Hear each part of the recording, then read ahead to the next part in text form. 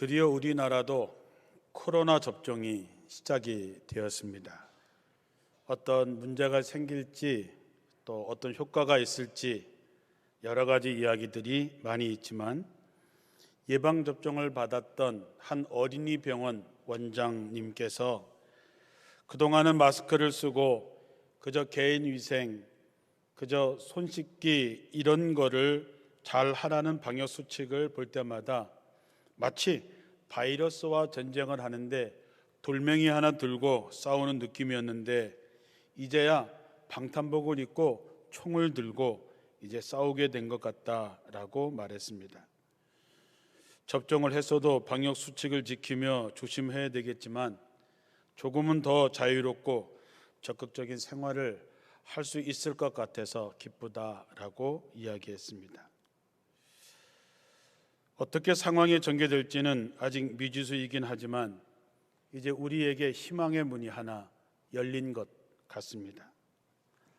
생각해 보면 예전에는 너무나 당연하기 때문에 정말로 감사하다는 생각도 거의 하지 않았던 마스크를 벗고 친구들과 함께 만나고 식당에 가고 차를 마시고 예배를 드리고 속회 예배를 드리고 때가 되면 멀리 여행도 자유롭게 할 수 있었던 그때를 회복하기 위해서 지금 우리가 하는 일을 보면, 들어가는 돈을 보면 정말 이전의 일상의 삶이 얼마나 감사하고 소중한 것이었던가를 알지 못했던 우리 자신이 정말 부끄럽기만 합니다.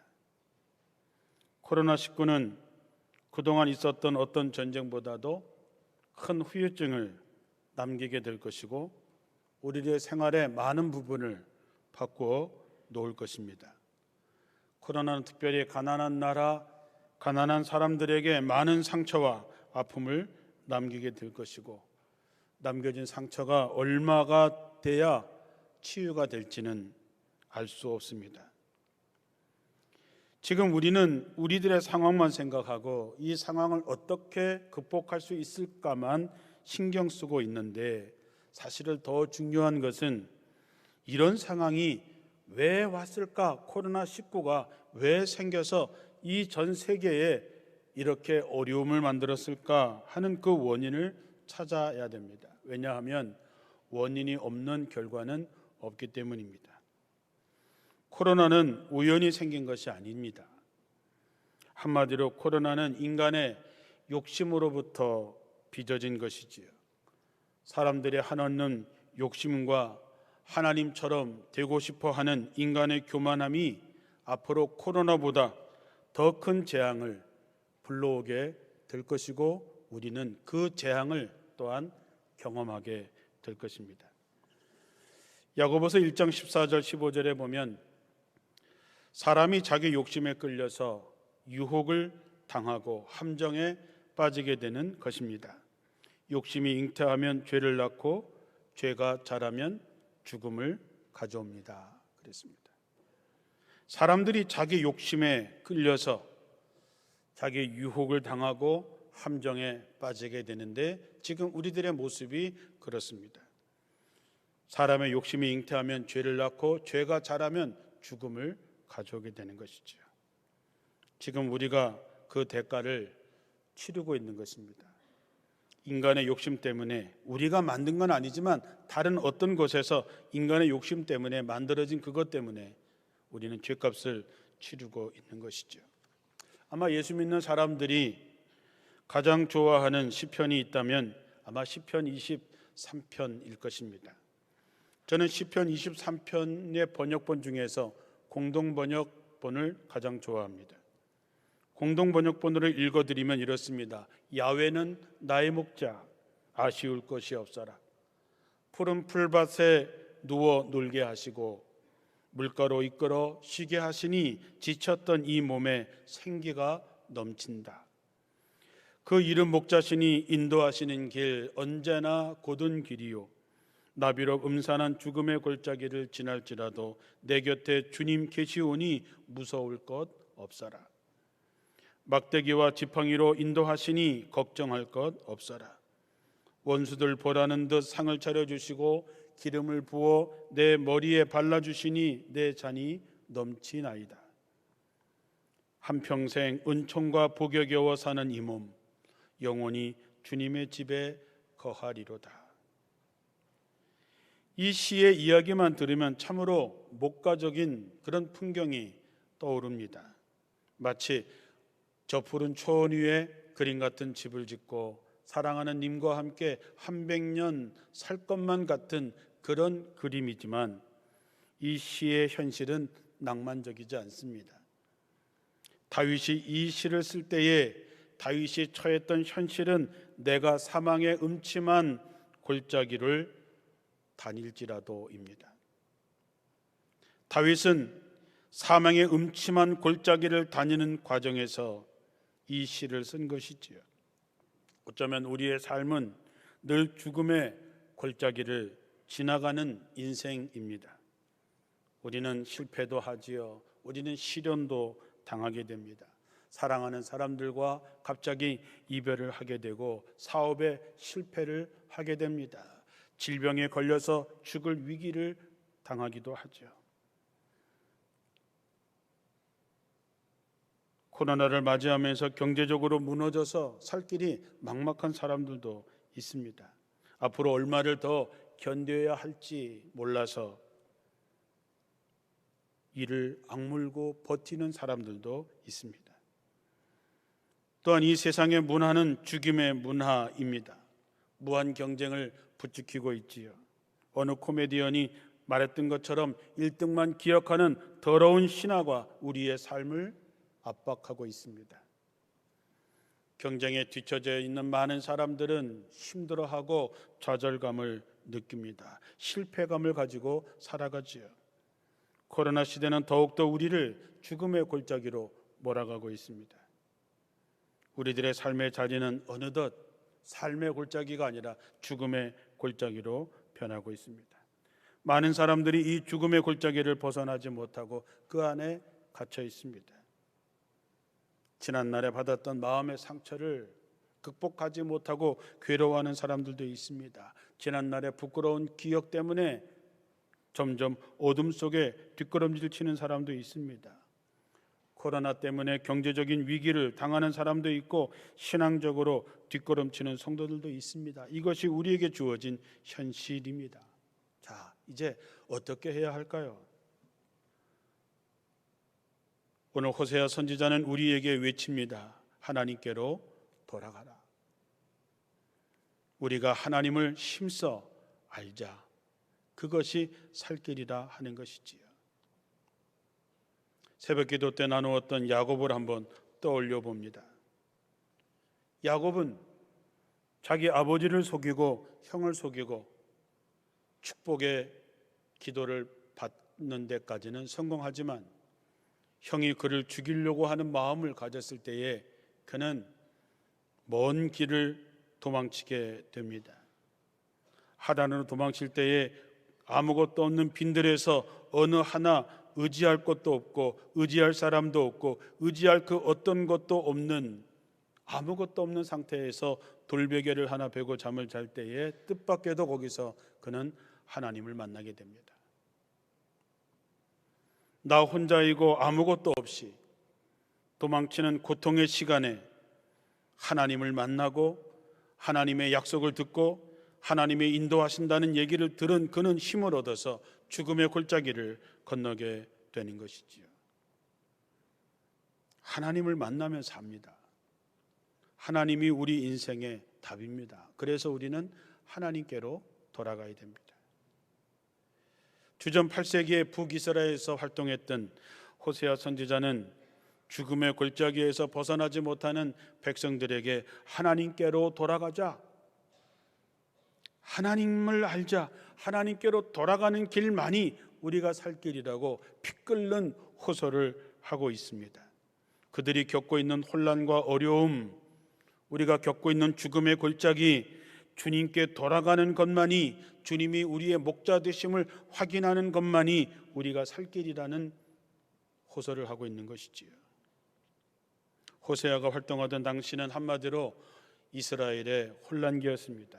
권력의 눈이 어두웠던 군인들에 의해서 쿠데타가 계속해서 일어나는 정치적인 혼란기였고 백성들의 삶은 피폐해졌습니다. 인심도 각박해졌습니다. 사람이 살다가 뭔가가 불안해지면 어떤 것에 집착하고 탐닉하게 되는데 이스라엘 백성들이 성적으로 타락했습니다. 신앙적으로 타락했습니다. 하나님 앞에 제사를 바치는 것 같지만 다른 신 앞에 엎드리는 일을 주저하지 않았습니다. 거룩한 삶을 요구하는 선지자들의 가르침을 차마 외면하지는 않았지만 언제든지 자기들의 욕구를 채워줄 수 있다고 약속하는 우상들 앞에 그들은 절했습니다. 성도 여러분, 사람의 마음의 중심이 무너지면 그의 삶이 무너지게 되어 있습니다. 세상이 불안해지면 우리도 마찬가지입니다. 이제는 정상적인 방법으로 안 된다는 생각이 젊은이들의 생각에 꽉 차 있습니다. 우리나라 기독 청년의 3분의 1이 우리 사회에 희망이 없다라고 답을 합니다. 기독 청년들의 절반이 무력감을 느끼며 살아가고 있습니다. 그래서 우리들의 젊은이는 열심히 일해서 뭔가를 하기보다는 주식에 모든 것을 걸고 투자하고 일확천금을 누리게 됩니다. 평생 벌어야 집을 살 수 없으니까 대출을 받아서 무리해서 집을 사려고 하는 그런 상황이 지금 우리 사회입니다. 이거는 세상이 불안할 때 나타나는 전형적인 현상입니다. 사랑하는 성도 여러분, 신앙생활이 무엇입니까? 신앙생활이라고 하는 것은 자기 중심을 찾아가는 것입니다. 신앙생활이라고 하는 것은 가치를 찾아가는 것입니다. 여러분의 생활의 중심은 무엇입니까? 예수님께서 한 비유를 말씀하실 때 극히 값진 귀한 진주를 발견한 이 상인은 자기 재산을 전부를 다 팔아서 이 진주 하나를 삽니다. 여러분, 이 진주 하나의 가치가 자기의 모든 걸 다 걸어도 될 만한 가치를 알았기 때문에 그 상인은 그 진주를 사는 것이지요. 마태복음 7장 6절에 보면 거룩한 것을 개에게 던지지 말고 진주를 돼지 앞에 던지지 말라, 그렇게 얘기합니다.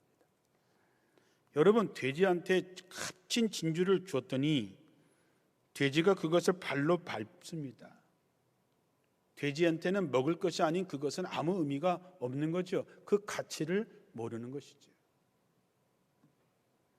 어떤 사람은 진주를 위해서 자신의 전 재산을 다 팔아서 그 진주를 얻는데 힘을 쓰는데 어떤 것은 진주를 줘도 그것을 알지 못하고 짓밟게 되는 것이지요. 가치를 모르면 그렇습니다.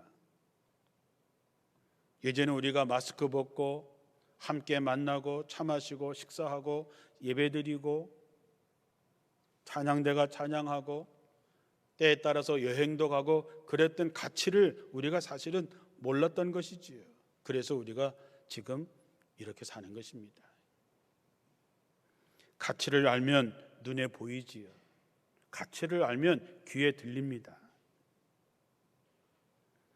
가치를 알면 삶의 중심이 달라집니다.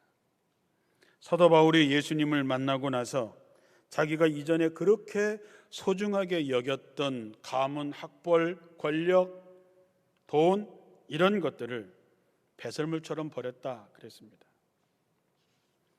사도 바울의 중심이 바뀐 것이죠. 사도 바울의 가치가 바뀐 것입니다. 삶을 이끌어가는 가치가 바뀐 것이지요. 세상 중심에서 예수 중심으로 바뀐 것이지요. 배설물처럼 여겼다는 말이 확실한 대답입니다. 여러분 중에서 배설물이 아까워서 그거를 품고 사는 사람이 있습니까? 한 사람도 없지요. 가치가 바뀐다는 말은 뭔가 아까워서 마지못해서 이렇게 내려놓는 것이 아닙니다. 그냥 배설물처럼 버릴 수 있는 것이지요. 우리가 인생을 살면서 우왕좌왕하고 계속해서 흔들리는 까닭은 아직 중심을 바로 찾지 못했기 때문입니다. 예수님은 중심 없이 흔들리는 사람들을 달래기도 하고 꾸짖기도 하십니다. 그들이 가는 길을 막기도 하시고 야단도 치시고 혼도 내시고, 그러면서 그들을 차마 치지를 못하시고 다시 돌아오라고, 내 품으로 돌아오라고 말씀하십니다. 하나님은 우리에게 큰 약점이 하나 있습니다. 그건 뭐냐 하면 우리를 향한 무조건적인 사랑입니다. 도대체 하나님이 우리를 왜 이렇게 사랑하시는지, 우리를 이렇게 생각하시는지 도무지 알 바가 없습니다. 그저 감사할 뿐이지요. 시편 144편 3절에 하나님, 사람이 무엇이길래 주께서 우리를 이렇게 알아주시고 도대체 인생이 무엇이길래 하나님 우리를 그토록 생각하십니까? 하나님은 늘 뜻을 돌이키셨습니다. 하나님의 사랑은 하나님의 분노보다 훨씬 더 강렬합니다. 호세아가 경험한 하나님은 부드러움과 자비함입니다. 호세아서에 나오는 하나님의 사랑은 어머니의 부드러운 사랑입니다. 끝없이 집을 나가고 끝없이 집을 나가고 끝없이 집을 나가도 가서 데려오고 가서 데려오고 끊임없이 품어주는 어머니의 사랑입니다. 아내와 남편의 애틋한 사랑입니다. 불쌍히 여기는 마음으로 표현되고 있습니다. 호세아서에 나타나는 하나님의 뜻은 파괴와 심판이 아니라 화해와 치유입니다. 하나님은 자기 백성들이 죄를 깨닫고 당신께로 돌아오기를 기다립니다. 이것이 우리를 향한 하나님의 뜻이고, 코로나 상황에서 자신들이 지은 죄 때문에 겪는 우리를 향해서 주님께서 말씀하시는 것이지요. 하나님께서 우리에게 사는 길을 가르쳐 주십니다. 그분이 바로 예수 그리스도입니다. 요한복음 14장 6절에 나는 길이요 진리요 생명이니 나를 거치지 않고는 아무도 아버지께로 갈 사람이 없다 말씀했습니다. 예수님이 우리의 길입니다. 진리입니다. 생명입니다. 예수를 통하지 않고서는 하나님께 갈 자가 없다 했습니다. 우리는 그동안 예수 천당, 불신 지옥이라고 하는 교리로 지금까지 살아왔습니다. 근데 여러분에게 한번 묻고 싶습니다. 예수를 믿는다고 하면서 예수님이 걸으셨던 길을 걷지 않는 사람이 그리스도인입니까? 과연 그들이 구원받는 사람일까요? 그들의 믿음이 참 믿음일까요?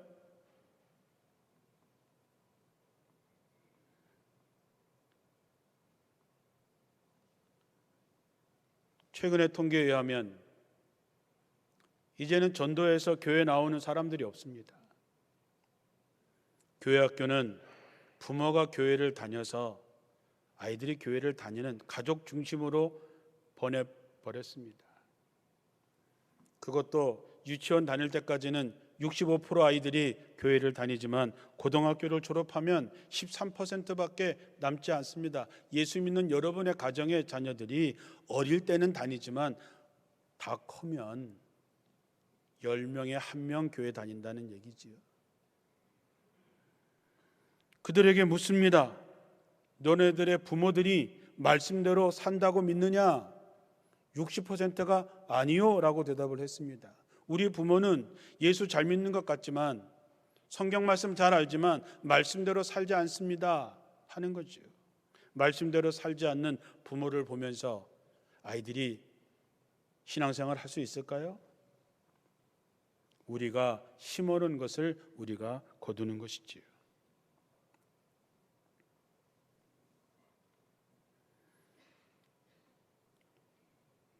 예수님은 길과 진리와 생명이라 그랬습니다. 우리가 그것을 그렇게 고백하지요.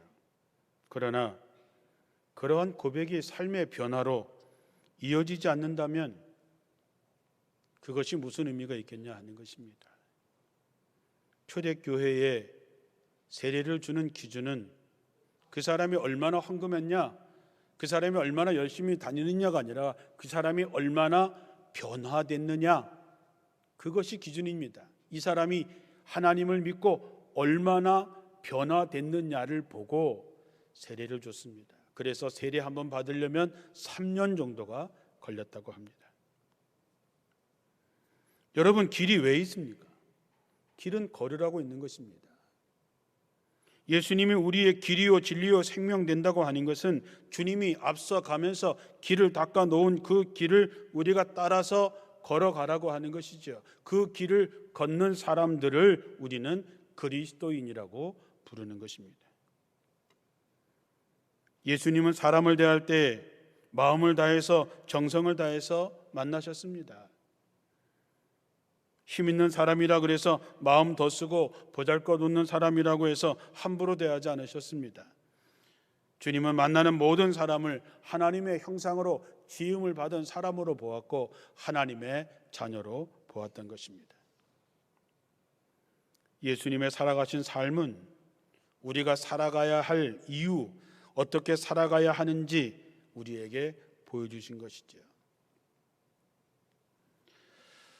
제가 좋아하는 동화 작가 중에서 권정생이라고 하는 분이 계셨습니다. 그분이 쓰신 우리들의 하나님이라는 이야기에 이런 이야기가 나옵니다. 제 마음속에 담고 사는 이야기입니다. 권정생 선생님이 어느 날 읍내에 일을 보러 갔다가 일을 마치고 돌아오려고 보니까 버스비가 모자랍니다.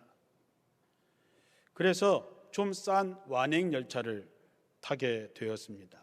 그런데 그 기차를 타고 보니까 어떤 아주머니가 자리를 내주는 것입니다. 그래서 이 권 선생님이 저도 얼마 안 가면 내릴 거라 안 앉아도 됩니다. 그래도 이 아주머니가 한사코 앉아서 가시라고 얘기를 해서 그 선생님이 자리에 앉았습니다. 그 권 선생님이 자리에 앉아서 그 아주머니를 이렇게 보고 이렇게 얘기했습니다. 혹시 아주머니 교회 다니시는 분인가 봐요. 그랬더니 이 아주머니가 아주 좋아하면서 그렇다고 어떻게 아셨는지 신기해하면서 묻지도 않는 얘기를 하게 했습니다. 이 아주머니는 의성이라고 하는 곳에 아주 작은 시골 교회의 집사님인데 10년 전에 아주 특별한 이상한 체험을 했다는 것이죠. 어느 날 이 아주머니가 아주 바쁘게 집안일을 하고 있는데 거지 한 사람이 구걸을 하러 왔습니다. 여러분도 그렇지만 정신없이 정말 바쁜데 거지가 왔다는 게 얼마나 귀찮은 일일까요? 그래서 이 아주머니도 귀찮은 생각에서 퉁명스럽게 지금은 내가 너무 바쁘니까 다른 집에 가서 동양을 하시오라고 쫓아냈습니다. 말없이 돌아서서 가는 거지의 뒷모습을 흘끗 보니까 그 뒷모습에서 틀림없는 예수님의 모습을 보게 됩니다. 깜짝 놀란 이 아주머니가 하던 일을 멈추고 허겁지겁 쌀 한 대박을 퍼가지고 달려가 보았지만 그 거지는 어느새 사라지고 없었습니다. 그래서 옆집 가서 물어보고 그 옆집 가서 물어봐도 그 거지를 본 사람이 없더랍니다. 집에 돌아온 이 아주머니는 털썩 주저앉아서 통곡을 했다고 합니다. 예수님이 오셨는데 내가 쫓아냈구나. 그때부터 아주머니의 눈에는 어떤 낯선 사람도 예수님으로 보이기 시작했습니다. 그렇게 아주머니는 10년을 하루같이 만나는 사람을 다 예수님처럼 대접했다는 것이지요. 이야기를 다 하고 나서 아주머니는 세상 사람들이 다 예수님처럼 보이니까 좋아요. 내가 할 수 있는 건 다 해드리고 싶어요. 예수님을 길과 진리와 생명으로 고백한다는 것은 바로 이런 마음으로 사는 것이지요. 제가 어떤 분들에게 가끔씩 부탁을 합니다. 쉽지 않은 부탁인데 기회를 주셔서 감사합니다. 그렇게 얘기할 때 마음이 참 고맙습니다. 어떤 분은 내가 할 수 있는 가장 쉬운 일입니다. 괜찮습니다. 라고 해줄 때 참 고맙지요. 권정생 선생님이 이 이야기의 끝에 이렇게 썼습니다. 여태껏 들은 설교 중에서 진짜 설교를 들었다라고 덧붙였습니다. 이 아주머니의 이야기는 어떤 설교보다 가장 감동적인 설교라고 하는 것이지요. 이제 우리가 예수 잘 믿어서 복받았다는 얘기는 이제 그만하고, 내가 예수를 믿어서 내 삶이 이렇게 변화되었습니다 라고 얘기할 때가 되었습니다. 우리가 말하는 복이라고 하는 것은 덤으로 받는 것입니다. 무엇을 먹을까 마실까 입을까, 그것을 여러분들 복으로 생각하시지요. 그러나 예수님께서 무엇을 먹을까 마실까 입을까 염려하지 말아라. 이런 것은 너희들에게 필요한 것이라고 하는 걸 내가 다 안다.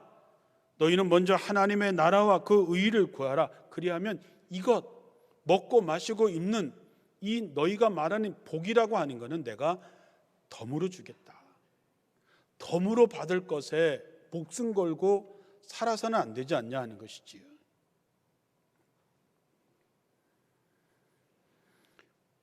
내가 예수를 믿고 얼마나 변화가 됐느냐.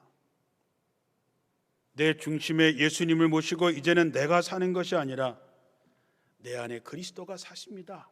이런 고백을 하는 사람이 되어야 그 사람이 진짜 그리스도인이라고 하는 것이지요.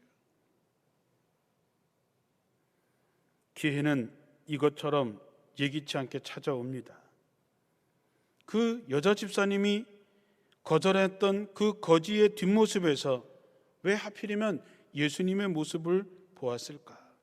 그건 알 수도 없고 설명할 수도 없지만 저는 그 여자 집사님에게 주신 하나님의 기회고 그렇게 보인 것은 하나님의 은혜라고 봅니다.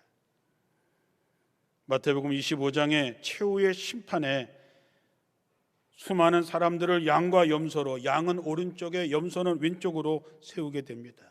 그때 임금이 오른쪽에 있는 사람들에게 이야기하지요.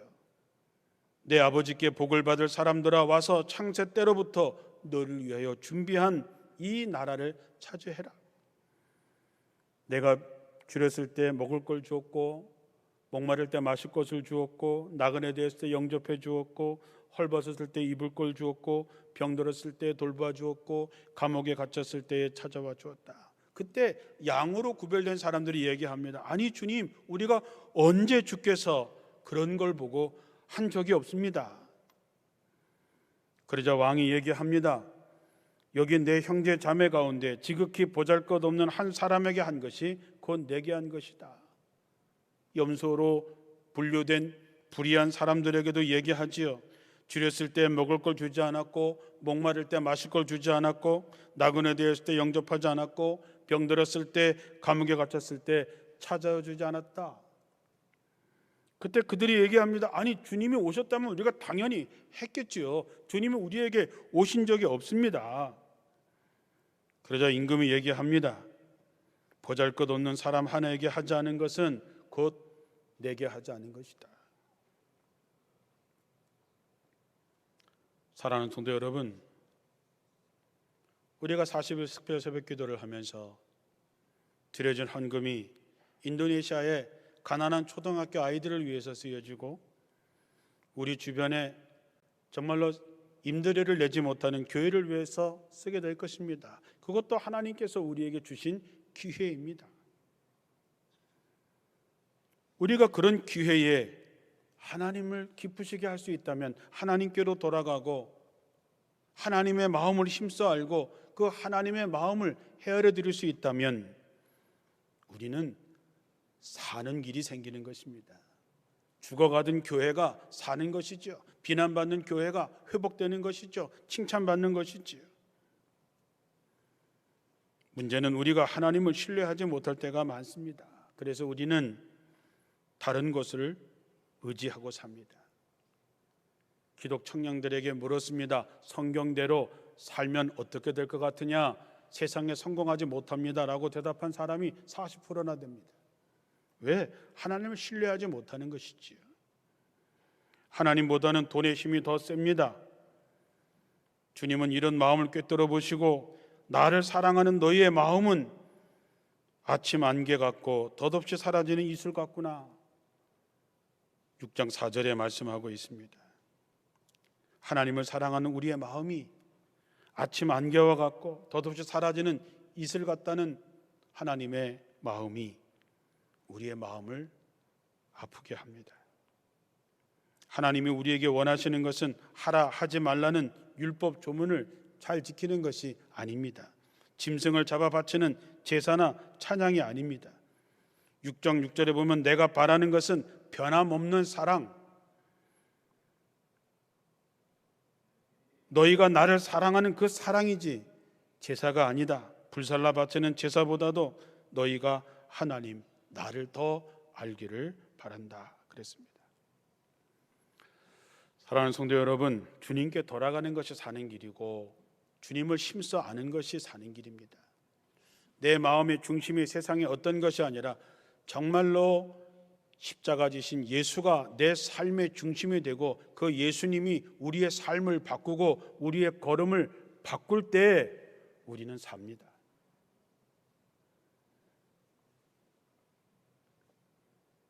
인기 없는 길이고 좁은 길이지만 그 길이 영생으로 이어지는 길임을 여러분 믿으시고, 사순절을 지나면서 성도 여러분 모두가 다 하나님께로 돌아오고 하나님을 힘써 아는 그리스도인으로 거듭나시기를 주님의 이름으로 축원합니다.